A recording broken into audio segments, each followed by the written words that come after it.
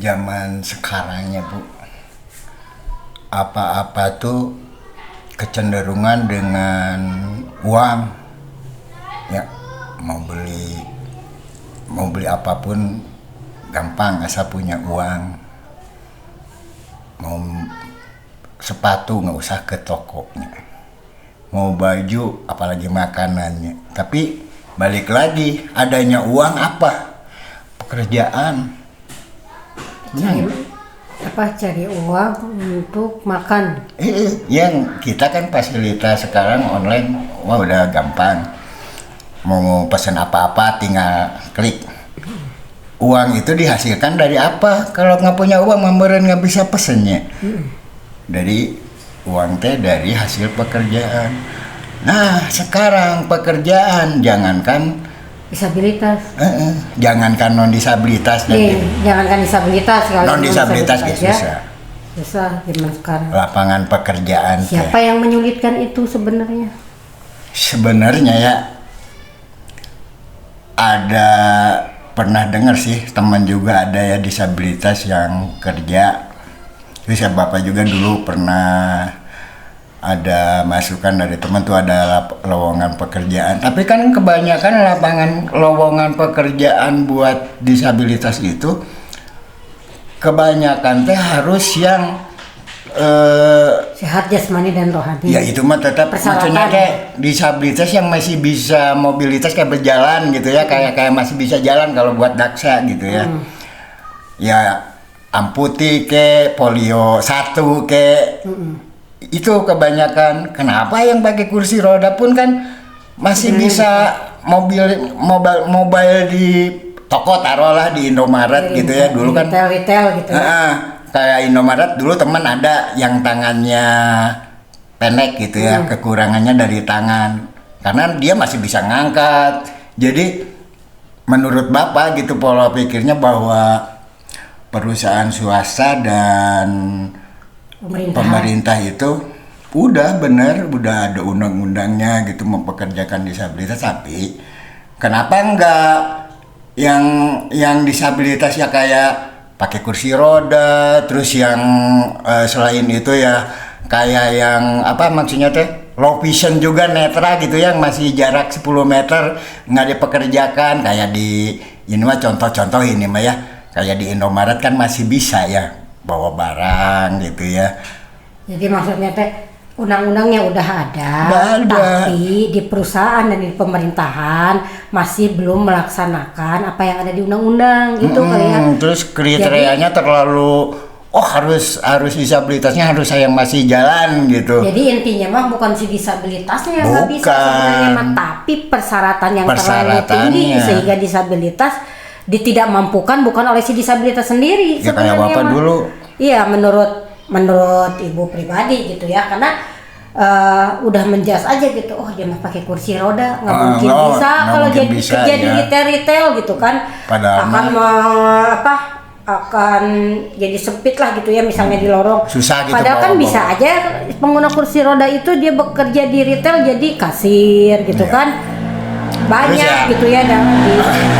Saran juga ke ya disabilitas, tunjukkan juga gitu kemampuan kita gitu sebagai disabilitas. Tapi Pak pengen tahu ya di Jawa Barat aja nih khususnya, apa ada pemerintahan yang memperkerjakan disabilitas pengguna kursi roda gitu ya?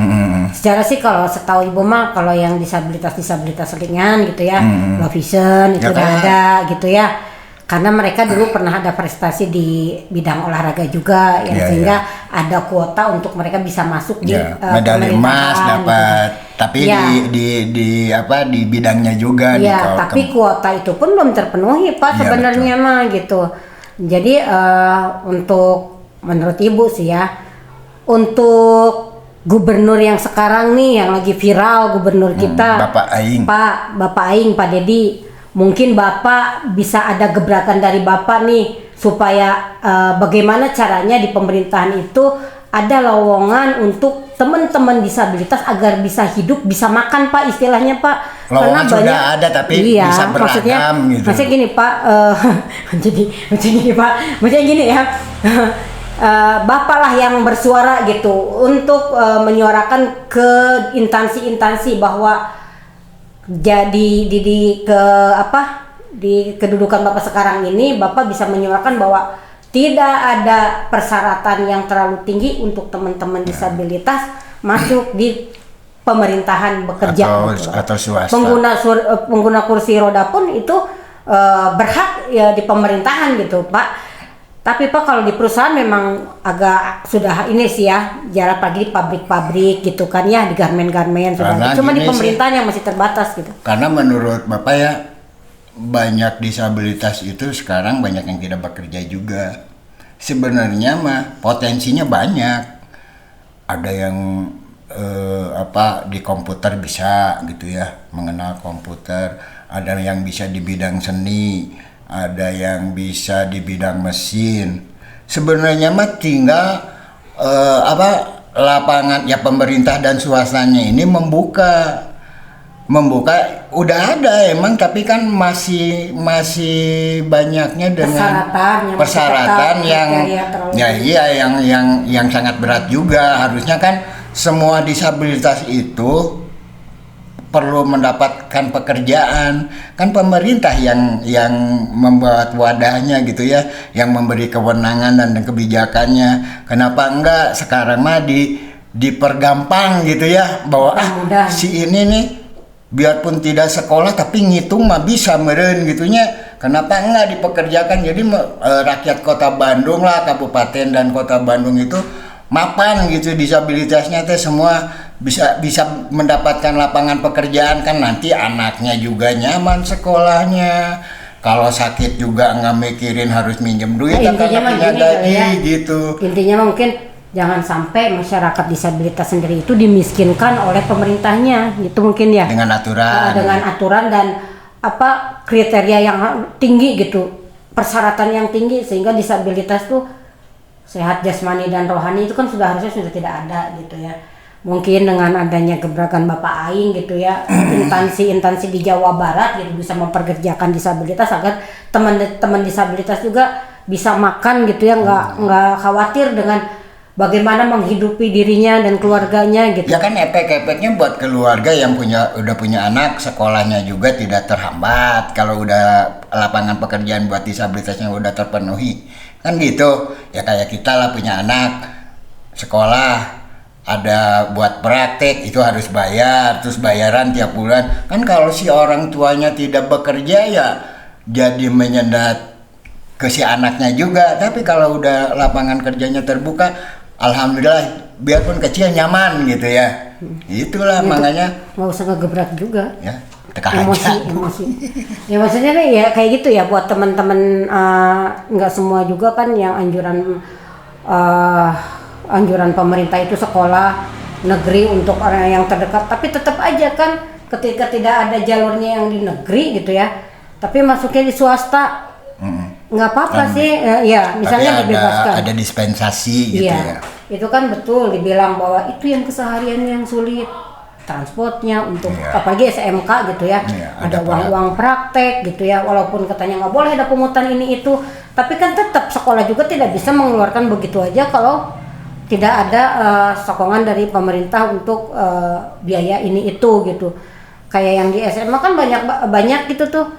Kamu harus persyaratan sekolah musik harus punya drum, harus punya saksofon gitu, gitar. Itu kan bukan barang murah gitu. Ya, kan kalau persyaratan lapangan pekerjaannya ini mah khususnya di ranah disabilitas itu yang punya anaknya sekolah gitu ya, kan mendukung kalau si orang tuanya dapat punya pekerjaan mah tidak jadi pusing gitu ya. Ini yang nggak punya pekerjaan kan banyak lah disabilitas yang nggak bekerja gitu ya.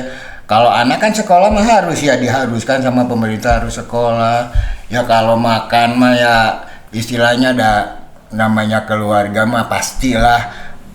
Kalau makan mah ada rezekinya, tapi kan di bidang di bentuk-bentuk yang lain kayak sekolah, kayak sakit, kalau si orang tuanya kerja mah nyaman gitu. Pernah dengar nggak katanya ada seorang disabilitas yang dia masuk kerja di rumah sakit di kesehatan. Oh iya, yang tes. Terus ya. Terus disabilitasnya apa ya? Nih, cara apa tuh? Tuli. Benar tuli. Tapi dia ikut tes masuk gitu ya. Iya gitu PPK gitu, P3K itu kan. P3K. Ya maksudnya kayak gitu, jangan hanya disabilitas itu bisa jadi guru SLB aja. Kebanyakan kan sekarang memang nggak. Udah ada contoh satu bagus ya. Jadi guru disabilitasnya itu jadi nantinya juga kebanyakan guru tersebut tuh ngajarnya di SLB gitu.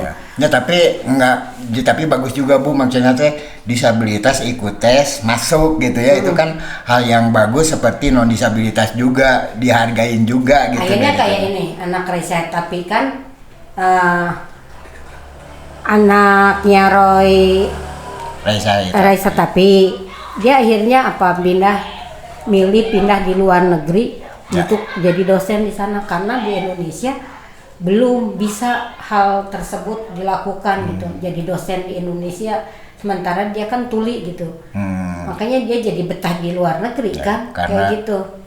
Udah difasilitasi. Iya, ada guru.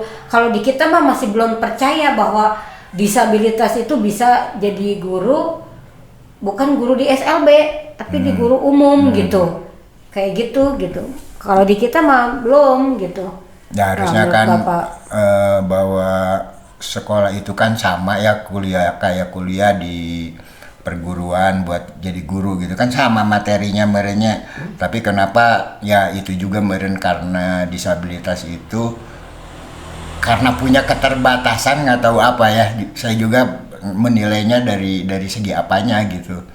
Kenapa belum bisa disamakan gitu haknya gitu. Iya, ada teman kita juga yang amputi kaki kan jadi guru, tapi waktu itu mah SLB ya, dia pakai skateboard kan. Oh iya. Ya ada juga yang di daerah Cimahi, tapi kan guru SLB. Ya kadang-kadang kan emang jadi ya kepengen kita mah kan jangan di ranahnya disabilitas juga, di umum lebih bagus gitu ya. Seorang disabilitas gitu ya, jadi kerjanya misalnya jadi guru. Tapi di guru yang umum. Pak siapa yang dosen UI kan disabilitas ngajarnya di. Iya. Ada. Almarhum kan. Iya udah almarhum Pak itu. Ya itu kan udah ada, tapi mudah-mudahan di tahun-tahun tahun berikutnya lebih banyak gitu ya, bahwa disabilitas berkiprah bukan di ranah disabilitas juga, di ranah umum. Jadi guru di SMK berapa di bidang seni apa di bidang teknik, itu kan banyak juga yang berpotensi disabilitas. Sekarang kan banyak yang kuliah juga pingin jadi sarjana, pingin jadi insinyur, kan banyak juga. Tapi Pak, ngomong-ngomong sekolah gitu ya, kan hari ini tuh mulai sekolah ada kebijakan sekolah itu 6:30 udah masuk di Jawa Barat. Kebayang dong kalau anak-anak disabilitas SLB ngebangunin aja butuh effort gitu dia untuk bangun jam segitu gitu, belum persiapannya gitu. Apa kebijakannya sama gitu sama sekolah umum? Tapi saya lihat dari terus teman-teman yang orang tua disabilitas itu sama melihatnya gitu. Oh sekarang? Iya. Jam 7 setengah 7 tuh udah udah masuk sekolah. Ya, karena kan nggak paham juga meren Bu dari Menteri Pendidikannya, maksudnya dari ranah-ranah pendidikan kebijakannya gitu. Bahwa disabilitas itu kan apalagi disabilitasnya kayak autis ya, kayak Down syndrome, terus yang cerebral palsy itu kan ya maksudnya teh bukan merepotkan orang tua, memang udah haknya ya. Tapi kan maksudnya teh udah kewajibannya, tapi maksudnya teh ada dispensasi buat disabilitas itu ya tidak disamakan gitunya. Kasihan juga orang tuanya juga. Masalahnya kan satu, kalau dianya lagi tantrum kan nggak bisa apa-apa. Jadi banyak nggak sekolah. Iya, mereka kan ya emang masyarakat umum kan belum paham juga dengan bahwa disabilitas ini teh harus bagaimana, terus disabilitas ini harus gimana, kan nggak paham juga. Ya kalau bicara soal inklusi gitu ya, masalah waktu nggak bisa juga sih buat teman-teman gitu. Teman-teman disabilitas disamain sama non disabilitas, harus masuk sekolah sama 6:30. Belum ini sih, belum kebayang gitu bagaimana orang tua, kerepotan orang tuanya gitu. Ya kita juga bukan sok tahu gitu ya, tapi kan kita menjebatani ya, mudah-mudahan podcast kita ini bisa ngasih jalan juga buat yang berkewenangan bahwa disabilitas mah tuh nggak usah disamain gitu, karena ya itulah kalau disabilitas ini dia kan harus begini. Disabilitas kalau daksa mah ya siap-siap aja ya. Maksudnya teh kalau disabilitas daksa mah masih bisa sendiri. Kalau yang disabilitas berat kayak Sipi gitu kan nggak bisa sendiri. Karena kan kalau yang disabilitas fisik secara kayak amputi gitu ya, mereka mah masih banyak yang sekolah di sekolah umum Pak. Tapi kalau yang ini kan yang secara grahita, autis gitu ya, cerebral palsy, dia fisik tapi kan beda gitu kan. Apalagi disabilitas berat. Nah, kursi roda persiapannya butuh effort juga gitu. Nah, kembali lagi ke soal betapa susahnya gitu disabilitas cari makan gitu ya. Kemarin lihat di salah satu ini IG-nya teman gitu ya, postingan 2 disabilitas adik kakak yang berkebun ya, dengan bapak kan lihat dengan kondisi seperti itu gitu. Kemana sih keluarganya gitu kan? Kemana keluarganya? Mana pemerintah? Mana perhatiannya gitu? Kalau menurut bagaimana cara tangani teman-teman disabilitas yang seperti itu? Jangan sampai kok kayak kita orang sekitarnya nggak punya hati gitu, nggak peduli. Tapi di sisi gitu, lain untuk cari bagus sih, maksudnya ada tanggung jawab buat dirinya biarpun dia punya kekurangan. Tapi di satu sisi lain nggak begitu juga gitu, terlalu berat buat mereka gitu ya. Maksudnya dengan bawa hasil kebun gitu ya, dengan kenapa nggak saling bantu dengan saudara-saudaranya. Kalau nyangkul aja di kebun mah emang bisanya itu wajar sih, tapi maksudnya kalau barang bawa hasil kebun mah bagus sih sebenarnya mah, sebagai contoh buat orang lain bahwa disabilitas memperlihatkan dia mampu gitu. Bahwa dia mampu, mau punya kemauan di bidangnya gitu. Dan dia mah kan adanya di perkampungan gitu ya, yang dia bisa lakukan cuman bercocok tanam, berkebun gitu ya. Dia lakukan dengan sekuat itu. Kita juga miris juga sih Bu, mirisnya kenapa nggak ada yang peduli juga gitu ya, buat bawa barang mah tuh dibawain kayak.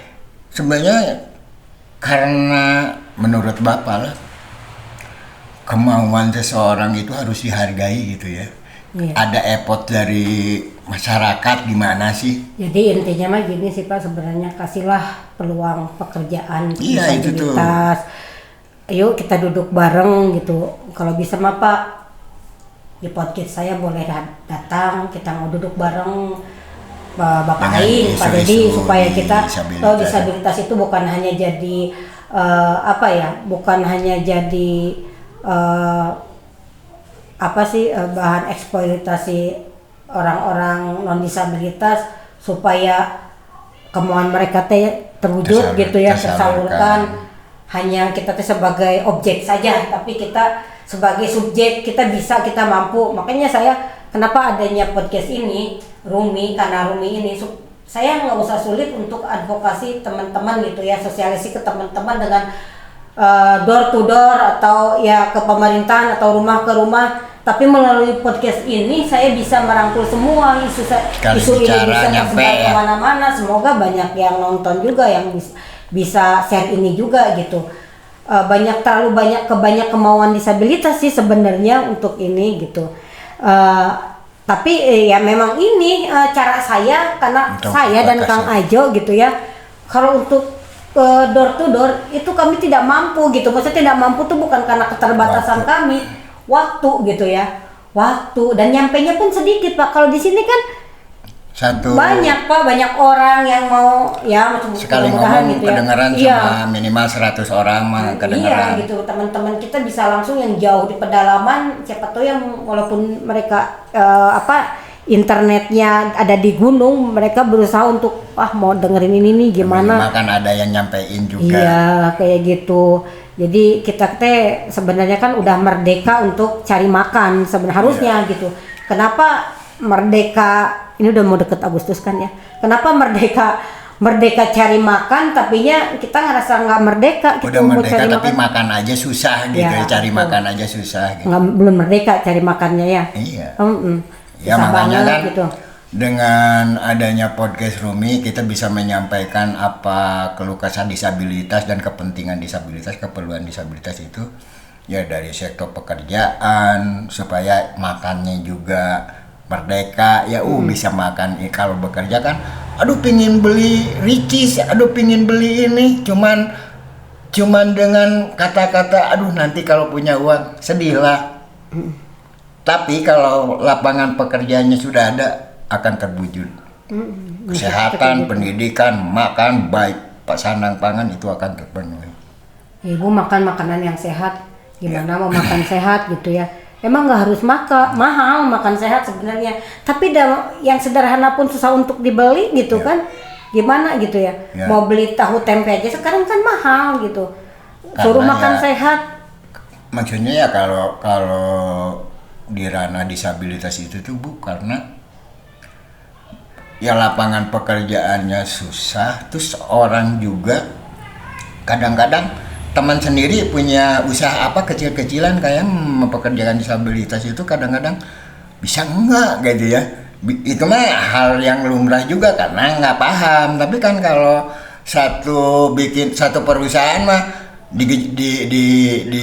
dikursusin dulu beda kan. Tapi kalau teman-teman mau mempekerjakan disabilitas dia bisa nggak bawa ini. Kadang-kadang itu tuh bukan sebenarnya mah kayak teman-teman juga nanya ke saya teh bukan nggak mau nyuruh kamu ke kerjaan ada kerjaan ya kayak bawain barang gitu bisa nggak kadang-kadang kan nggak paham mereka. Padahal kan disesuaikan ya sebenarnya mah kan di kita udah ada unit layanan disabilitas di Disnaker.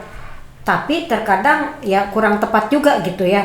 Infonya kurang menyebar, terus pekerjaannya kurang tepat dengan si disabilitasnya. Sehingga si disabilitas dibilang bahwa si disabilitas itu manja, kalau kata Sunda mah olo-olo gitu, pekerjaannya pilih-pilih, bukan pilih-pilih. Karena kalau diambil tidak sesuai juga kan dianya nggak nyaman juga kan kita kerja kan mau cari uang tapi di tempat kerja itu nyaman juga buat si disabilitas gitu. Saling inilah sebenarnya mah saling apalagi untuk disabilitas pengguna kursi roda nggak sembarangan kalau dia kerja kayak gitu kan ya mungkin kayak gitu aja sih kalau dari kita ya mungkin akan ada lagi nanti di podcast Karena Rumi yang lain buat teman-teman yang punya pengalaman bekerja, siapa tahu di Bandung Raya ini minimal gitu, Bandung Raya atau Jabar yang bekerja di pemerintahan, boleh komen-komen lah. Saya juga belum tahu bahwa udah ada apa belum pengguna kursi roda yang bekerja di pemerintahan kayak gitu. Terima kasih teman-teman Karena Rumi, semoga tidak bosan dengan podcast kami dan selalu mengikuti. Dah, sore.